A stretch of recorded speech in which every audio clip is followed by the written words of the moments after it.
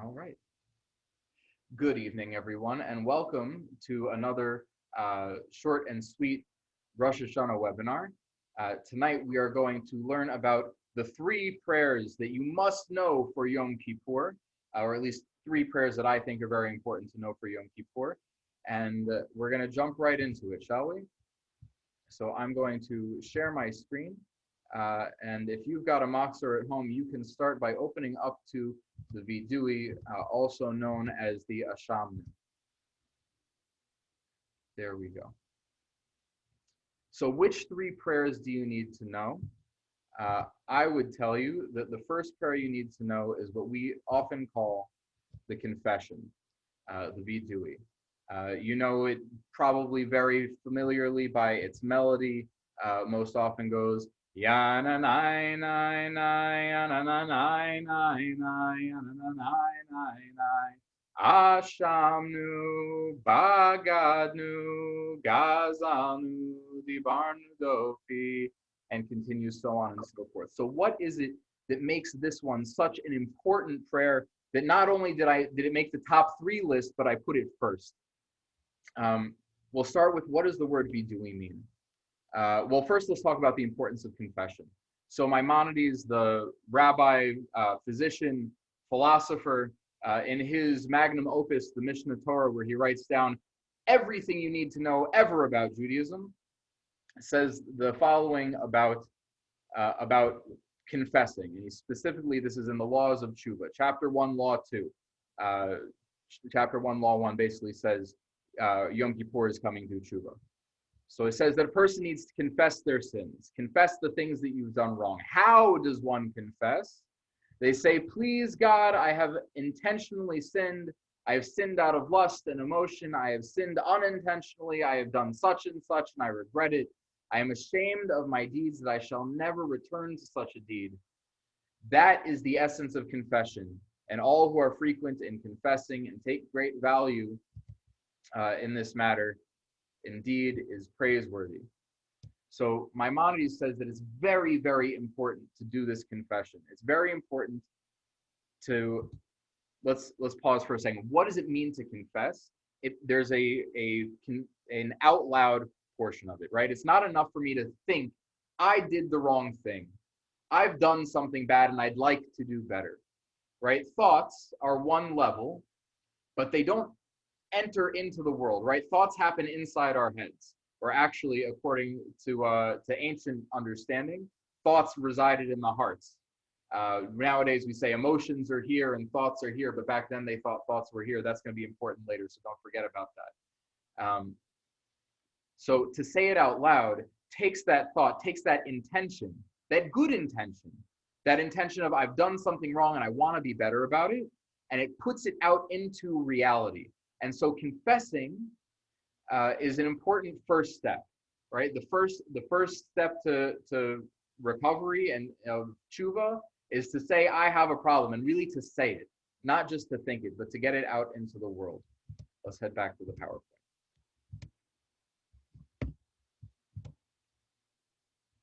So we look at all of the different words of the Vidui. Ashamnu, we have trespassed, but God knew, we have dealt treacherously. Gazalnu, we have robbed. Dibarnu dofi, we have spoken slander. I'll jump to the other end a little bit. Parashnu, we've transgressed. Sararnu, we've oppressed. Kishinu oref, we have been stiff-necked, we've been stubborn. Rashanu, we've been wicked. Shikatnu, we've dealt corruptly. Tiyavnu, we've committed abomination. I want to ask just for a second, raise your hand if you think you've done everything on this list. Are you a lying, cheating, stealing, blaspheming, rebelling, transgressing oppressor? Probably you're not all of those things all at once, and none of us, thank God, are. And if we are, it's a different problem, and a 30-minute webinar is just not going to do it for you.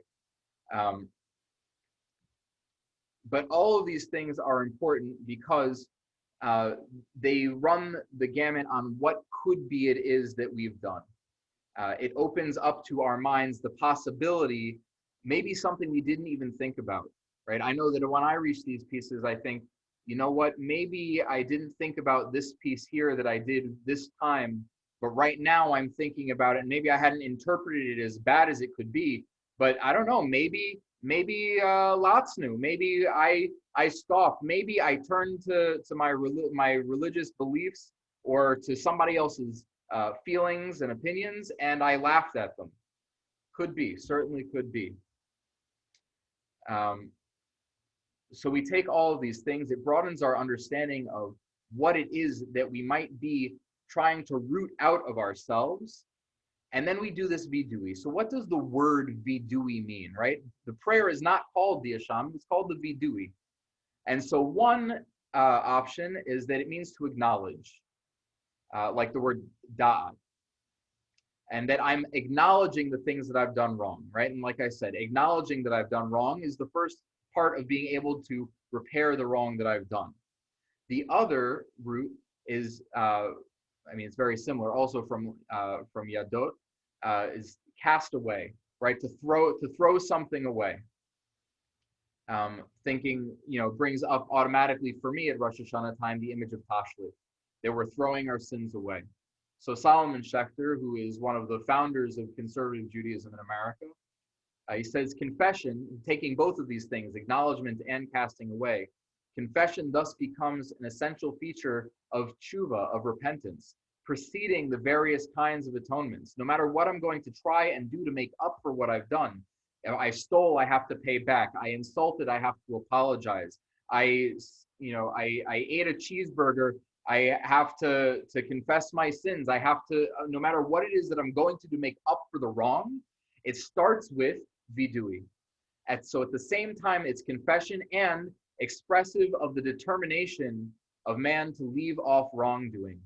By understanding this word not as acknowledgement or casting away, but as both, I tie the act of saying it aloud to my desire as a person to get rid of it. I say it out loud, and not only does that put it out into the world, my desire to my acknowledgement of having done it, but also my desire for it to be out of me, for it to be gone, and in that way I can continue my tshuva and becoming a better person.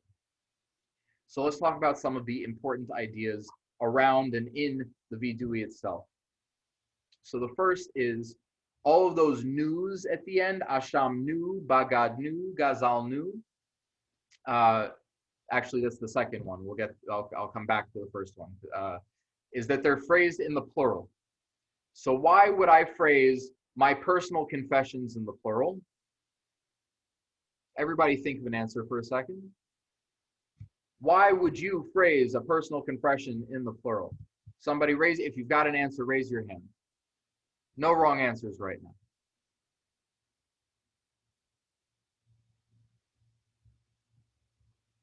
Jeff. We're confessing not only for things that we've done, but also for things that those around us have done that we haven't kept them from doing or may have abetted them in doing. So that's a really great place to start. In Judaism, there's a principle, it's popular in the Talmud, Kol Yisrael Arevim Ze Bazeh, that every Jewish person is responsible one for another. So maybe I haven't done all of those things on that list, but somebody in my community has done some of those things. The effects of those things have been felt by others. And so even if it's not for me personally that I did it, I have to own it. I have to own that that exists in the world, and in some way, there's a chance that I am a part of it, right? The shortcomings of society, I am not absolved from them. Rather, it is always my responsibility to be seeing what is the bad and that's happening in the world and want to have a part in fixing it. And whether that's me doing it or whether that's my friend doing it or whether it's my entire community's unintended effects making it happen, I have to own it. Let's go back. So the other one I said is that they're communal, right? So in addition to being phrased in the plural, we don't do this at home by ourselves. We do this out loud in synagogue with as many people as we can fit at 6 foot distance, but sometimes with thousands and thousands of people. So why do I do this individual confession, this vidui, both in the plural and in a communal setting? when I say that I've done something, right, it's that same principle of everyone being responsible one for another, because then I know that the person next to me has also got my back. While I'm owning up to everybody else's sins, I learn that I have the support of my community, right? It reinforces my values of doing tshuva, that everyone is here together with the desire to be better, to not do wrong anymore. And there's a great strength that's be gained from that thrust from the community, right? Where I might fall short of my own motivation, I have a whole community, a whole group of people, a whole nation of people to uplift me and help me do this important work. Another really important piece is that it's direct, right? There are other religions out there when they confess, you confess to the clergy, right? You tell, in Catholicism, forgive me, Father, for I have sinned. You get in the booth and you talk to a person. Our Vidui is done directly to God. There is no middle person. That relationship that I have is directly between me and the divine, and I need to honor that, and I have to respect that. That's part of why I do tshuva, is because there's no giving God the runaround, right? The line goes straight from me to the Holy Blessed One. And something you may or may not have noticed because it was in transliteration, but the Ashamnu is alphabetical. Each of these words, right? Ashamnu Aleph, Bagadnu Bet, Gazalnu Gimel, and it goes all the way down to top. Anytime you have that, you should think two things. Number one is that at some point, this was happening and there were no printed books. And so having that mnemonic device is very helpful. It's the way that the world worked for thousands of years. And it can also help us to remember and to get past the level of thinking about it cognitively, and get to the part where it's more, it's the thinking about it is on a deeper level, right? I say the words, they just sort of flow out. I don't need to think about them. They come out in a rhythm and a pattern. And it allows my unconscious mind or to ruminate more on the ideas behind it. And that's one of the places where that soulful work of tshuva happens. The other thing that happens when you see alphabetical poems and prayers is that it covers A to Z, Aleph to Taf. Not every word that we say, not all of the bad things you could possibly do wrong are covered by those 22 letters of words. But conceptually, I've covered the gamut.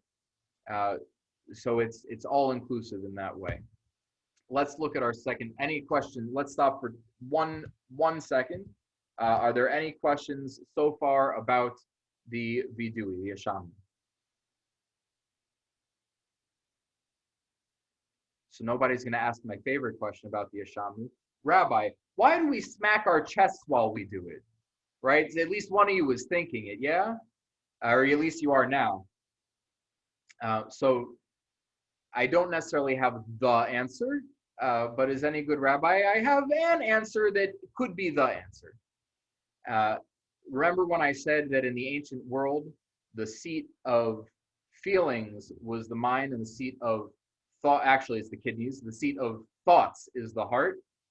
So what is the source of our sin? We tap our chest to open our hearts is one way to think about it, but we tap our chest to give a knock on where those things are coming from, our Yetzer Hara. All of those bad thoughts, they thought they were coming from here. So that might be one reason that we tap our chests. Okay. The second prayer we're going to talk about is the Avinu Malkeinu. The Avinu Malkeinu, I've got it up here on the screen. It's a little bit long, so we're not going to go through all of it, but it has a formula. And the formula is Avinu Malkeinu, something, something, something. Avinu means our father, our parent. Malkeinu means our king. We'll talk about the juxtaposition of that in a moment, but I just want to say, how do we do this prayer? Like the Vidui has the chest tapping. The Avinu Malkeinu, right? We do it when we have taken out the Torah. Sometimes we do it on fast days, at least in the Ashkenazi tradition. And as we go through, we transition from asking God for things that we believe we deserve, to just sort of asking God for mercy at the end. On the first, starting from Rosh Hashanah until the most of Yom Kippur, we say Avinu Malkeinu. We've got a section up in the top left corner that says, Katvenu b'sefer chaim tovim. Write us in the book of life. Write us in the book of salvation. Write us in the book of a good livelihood. Write us in the book of merit and in the book of forgiveness. Sorry, there we go. And then when we get to the end of Yom Kippur, we stop saying Katvenu. We stop saying write us in the book. We change it and we switch it to Chatmenu. Seal us in those books. Hello, John. Well, I've just got everybody muted for the duration, but I'll stop for questions a little later on. Okay. So who are we talking to? And who are we to ask? So we ask for, we start with a statement. We've sinned before you. We have no king but you. We had understand who we are and where we are and where we're coming from. And then we ask God for things like a good year and blessings and even livelihood, right? I ask God, please, I need to make a living.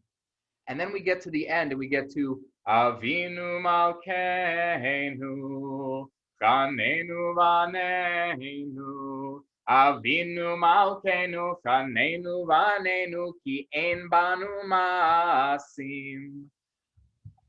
Avinu Malkeinu, be gracious to us and answer us because we have no meritorious deeds. At the end of the day, I can ask and I can ask and I can tout all of the things that I think I've done good, but compared to what it is that I might have done bad, compared to the span of human history and what God knows is out there, all of us are nothing. That's a good chunk of the point of Yom Kippur. And so we start out at Avinu Malkeinu talking about our relationship to God. God, you're our king, right? You owe us some sort of protection. That's what a king is supposed to do. And we end with, God, I got nothing. The only thing I have is that you are a God of charity and mercy. So please, please let those be the ruling factors. Now, how do we address God, right? What do you call God? Here's a good question for the group. What do you, when you're thinking about God, what is the appellation, right? We say Avinu, a father, right? That's one kind of relationship. We say Malkeinu, a king. That's a very different type of relationship. So what term do you use in your head when you're talking to God?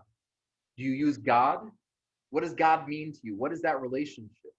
Is it a parental relationship, one that's built on mercy, one that's built on forgiveness, right? No matter what raise your hand if you've got a kid.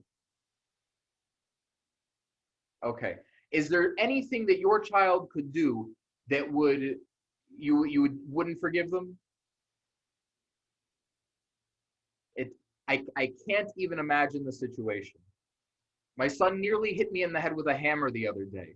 Did I get upset? Yes, I got upset. Did I forgive him instantly? Yes. He's also 4, so it helps.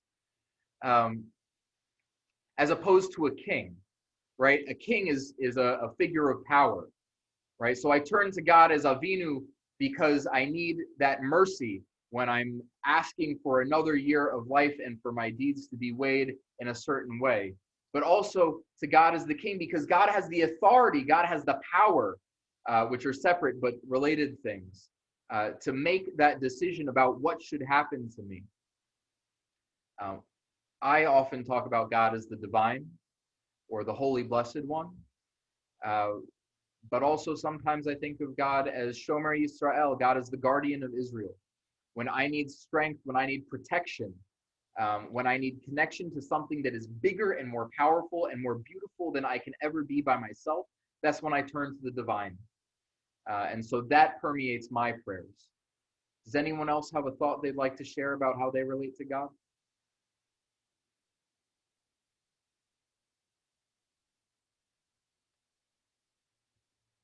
Okay, that's fine. the reason that we're doing this now is because Rosh Hashanah and Yom Kippur are just a few weeks away.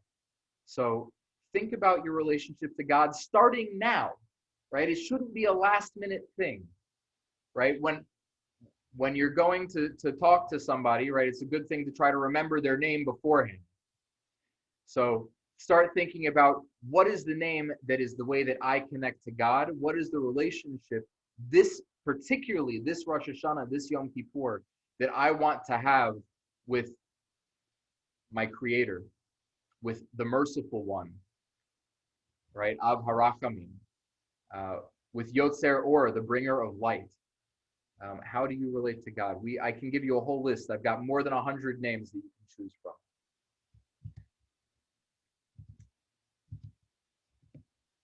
All right, so let's turn to the third prayer. I'm right on time. I'm very pleased with myself. The third prayer is the Unetaneh Tokef. This is actually, I'm cheating, because we say the Unetaneh Tokef on Rosh Hashanah at Musa. But nothing is without its influences, right? Even though Rosh Hashanah is this happy occasion, the birthday of the world, and Yom Truah, when we blow the shofar, it's also Yom Hadin, the day of judgment, very much influenced by the sealing of the books that we'll talk about in a second that happens on Yom Kippur. So theologically and thematically, Rosh Hashanah gets influenced heavily by Yom Kippur. I would also tell you that it goes the other way too when we talk about liturgically. A lot of the prayers that we say on Yom Kippur were originally prayers that we said on Rosh Hashanah and ended up getting carried over. And so even though we might see Yom Kippur as this solemn and austere occasion, it still has this feeling, at least these after feelings of joyfulness and happiness, especially when you get to the end of Yom Kippur, and it's not just because you get to eat, but also because you can feel a lightness, which is also not just because of the empty stomach, but because we're being forgiven and we get this fresh start. I was asked once, why do we have Yom Kippur every year, right? If I'm just 10 minutes later after the service, I'm going to go out and sin again. Why do I bother with Yom Kippur and all of this chest popping? And my analogy was this, that, why do you take your car to the car wash? Right? It's just going to get dirty again. You could pull out of the car wash and go through a mud puddle and it'll be filthy again all over. But you know what happens if you never wash your car? It'll rust. The paint will wear away, the metal will wear through, and at the end, it will be unsalvageable. So you take it to the car wash, or you wash and wax it yourself, and it'll get dirty again. But in the meantime, number one, there's a little while where it's clean and beautiful. And number two, it gives you the chance to keep it up, to keep up the structure of it, to make it a little bit better and to make sure that it doesn't rot. So the same thing happens with our souls for Yom Kippur. We need a chance to think about, what is it that I'm doing with my life? What is the value of my life, and what are the values by which I'm living my life? And I need to clean it out now and then. I need to spend that time in renewal in order to make sure I end up in a good place. And that is the major theme of the Unetaneh Tokef, is to make sure. Oh, can you see somebody wave if you can see what I've got on the screen? Okay, good. So the first theme is God sitting on God's throne. So I've got the Unetaneh Tokef here, and it starts by saying, Unetaneh Tokef kedushat hayom kihu nora ve'ayom. Let us speak of the sacred power of this day, profound and awe-inspiring. That's a nice translation. You could also translate it as terrible and terrifying. On it, your sovereignty is celebrated, and your throne from which you rule is truth, is established with love. Truly, you are the judge, prosecutor, expert, witness, completing the indictment. We start off with this scene of a heavenly court, and God is judge, jury, and potentially executioner.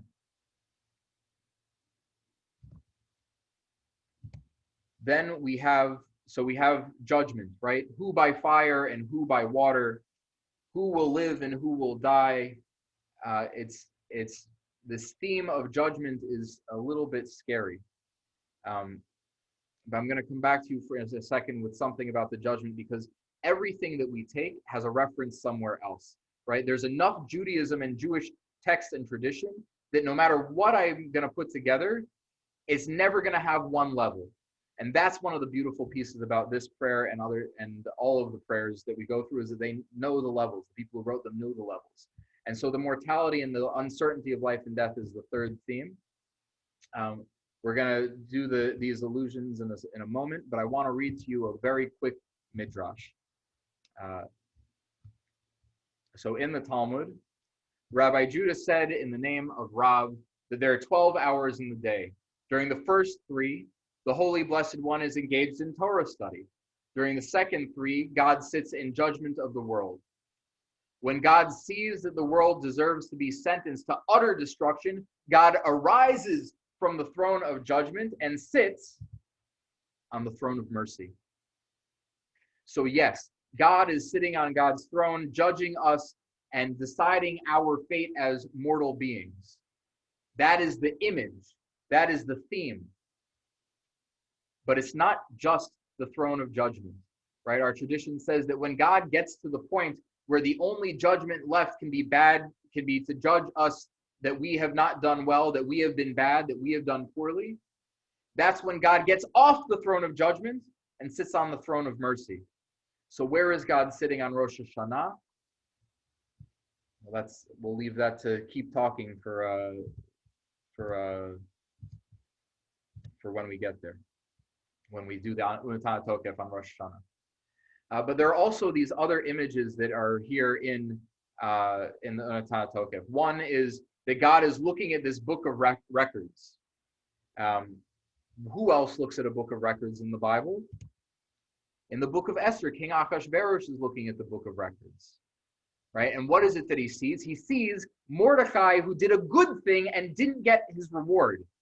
Mordecai, who Haman 5 minutes earlier, right? Haman is standing in the courtyard waiting to come into the king and accuse Mordecai and say, Mordecai needs to die. I've got a tree in my backyard waiting for him. And he reads the book of records, and Haman comes in and ends up having to parade him through town on the king's own horse with the king's own crown and the king's own scepter, saying, this is what gets done for someone that the king likes. So when God looks at the book of records, let it be like when Achashverosh looked at the book of records. What about the shofar? Right? We say in Unetaneh Tokef that the great shofar will be sounded. Well, the first time we see a shofar in the Torah is when Abraham is binding Isaac to the rock and is about to sacrifice him. And then instead of the sacrifice, he finds the ram in the bush. And so that's how we get the shofar, at a moment when the shofar is the act of freedom and removing us from being sacrificed. What about the shepherd and flock? All right, we say, as a shepherd examines the flock, making each sheep pass under the staff, so will you review and number and count, judging each living being. So first, just a fun and rather important piece of history. So the words in Hebrew are kivnei maron, that we have passed like a flock of sheep. But there's a very good likelihood that that wasn't the original writing of the word, that it was one word, and it was ki v'nimaron. What are nimaron, you ask? I'm so glad you asked. Thank you, Annette. So it's not a Hebrew word. You can tell from the sound of it.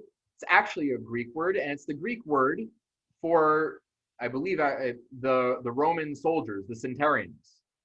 And so it's a different image, passing as helpless sheep, hoping not to be slaughtered, versus passing as soldiers for inspection, right? The difference is a mission, right? And it's both, right? The tradition holds both, because this is what we've evolved to. So yes, we are at the mercy of God's will, judging us to be fit not to be slaughtered and to continue our lives.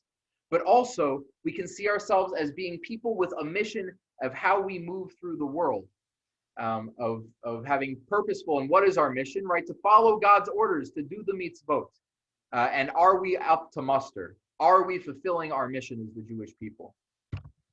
And anytime you see shepherd and flock in Judaism, you can think of Moses, right? Moses, who the Midrash says chased the one little lost sheep, and for that God said, "This is the one I need to care for my people." Or David, right? David, who slew Goliath. Why? With the skills that he honed watching his sheep, right? They are images of protection rather than slaughter. And then we get to the end of the Unetaneh Tokef. What's the punchline? We don't know who will live and who will die, who by fire, who by water, but tshuva, tefillah, utzedakah, mavirin et roa hagazera. That tshuva, repentance, that tefillah, prayer, and that tzedakah, righteous giving, righteous action, have the power to transform the harshness of a decree. That no matter what it is that we think we have going in, that we always have a chance to repair and to do better. And so the end of this terrifying, right, Norava Ayom, this terrible and terrifying prayer is, but we have a chance to put everything we've got into our actions, into repairing them, repairing our actions and the world with our tzedakah, and to repairing our relationship with God, with tefillah. And then the melody shifts, right? There are a lot of melodies for all of the Unetaneh Tokef, but one of the melodies that I learned, we get to the last few lines, says, Ein kitzba lishnotecha, right? That at the end of the day that we're dust, but God is, and we're ephemeral, right? We're dust, we're a flower, we're a passing shadow, but God, who we are connected to, is ever living, ever present, never ending, has no measure, and we have linked our name with yours. And the melody shifts. Ein kitzba lishnotecha ve'ein ketz leorech yamecha.